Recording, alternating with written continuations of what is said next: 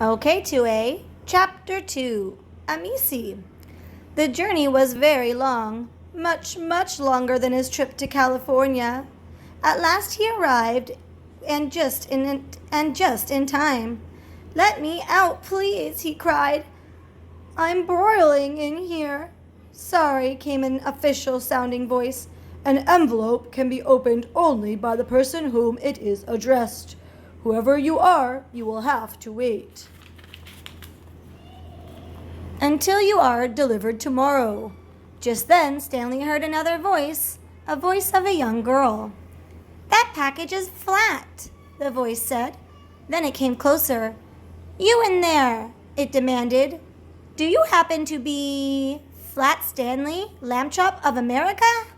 "I am," Stanley cried in astonishment. "But how do you know?" "Open this package," the girl said to the postmaster. "I will take full responsibility. I will hand deliver the contents to its destination. It's an antiques bazaar right across from my father's office." As soon as the flap was opened, Stanley burst out from the envelope to greet his liberator. "Hello, I am Amisi," the girl said, smiling. "I am very pleased to meet you, Stanley. But how do you know who I am?" Amisi smiled even more broadly. "My father is the curator of the National Historical Museum. He is also a member of the Museum Curators Worldwide Pen Pal Club. His pen pal is Mr. O.J. Dart," Stanley guessed, delighted. Mr. O.J. Dart was Stanley's upstairs neighbor. He was also the curator of the famous museum, and not long ago Stanley had helped him out with a certain predicament involving sneak thieves. "Right," Amisi agreed. "Then Mr. Dart wrote to him about what you did?" "My father couldn't stop talking about you. He said he wished Egypt had a flat kid who would help out like that in a museum. A kid that could come in handy," he said. "He hung a bulletin board over my bed, hoping that something might happen, but my mother made him take it down." "That's good," Stanley said. "Being flat is more trouble than some people imagine it to be." Chapter 3, Walk Like an Egyptian. Stanley found out being in the sunshine very pleasant after being cooped up in a dark envelope for so long. "It was always this warm and sunny in Egypt?" he asked.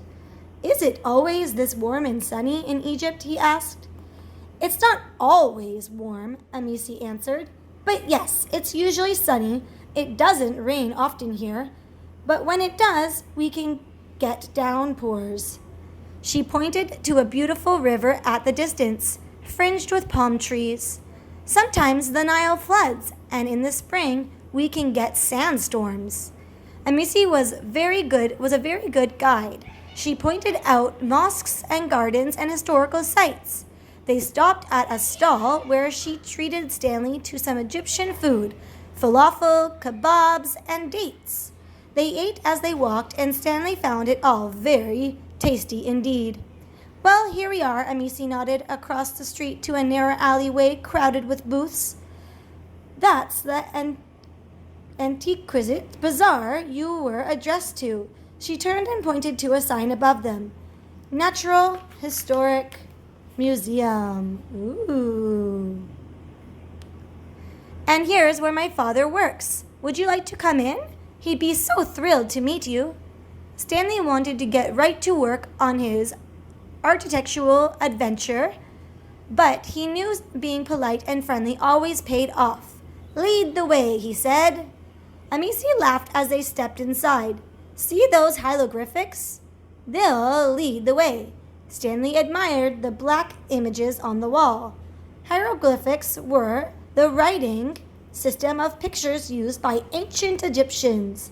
The people and animals were always drawn sideways, which told which direction to read them. "Father had these painted to point that way to his office," Amisi explained. As they walked through the rooms in the museum, Stanley saw many amazing things. Golden masks and statues, silver and bronze coins, turquoise and ivory jewelry, beautiful decorated urns and pots. Your country is full of treasures, he marveled. Yes, Amici agreed, but we're losing them. Criminals are looting the pyramids and then exporting the artifacts. My father says they were even worse than sneak thieves. Well, here we are. They entered the office marked Curator.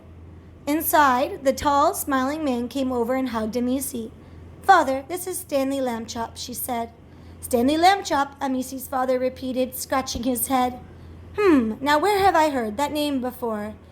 Your pen pal's letter, Amici reminded him. He slapped his head. Holy Scarfogus! The sneak thief's hero? He stood back and eyed Stanley up and down. Yes, just as old Darty described you, flat as a pancake. What a thing, that bulletin board. It was hanging over your bed? Is that the story? About how far off the floor? Father, Amici said, remember, Mother strictly forbade you trying to flatten me. Right, of course. Now what brings you to our country, Stanley? Stanley explained about the request to help with an important archaeological expedition. Very interesting, said Amici. Father, now that the bulletin board, exactly how heavy was it? Do you recall? Father! Of course, I know. It's just that so simple, really. What a help to the famous museum, really, Stanley, when old Darty explained that you did and how brave you were. Stanley blushed. He really hadn't done much more than hang inside a picture frame and then yell for the police when the sneak thieves peeked in. He didn't tell Amici and her father this, but what had taken the most courage actually was wearing a dress in the painting. May I give you a personal tour of our museum? Asked Amici's father. I would be honored. I'm sure I would enjoy that, Stanley said, but the letter said the situation was urgent. I think it's time I got to work, he said.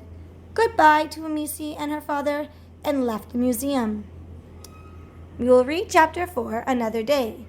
2A, I challenge you to tell me what is similar between Vietnam and Egypt and what is different that you know of. You can think about weather, food, land. Write this in your journal.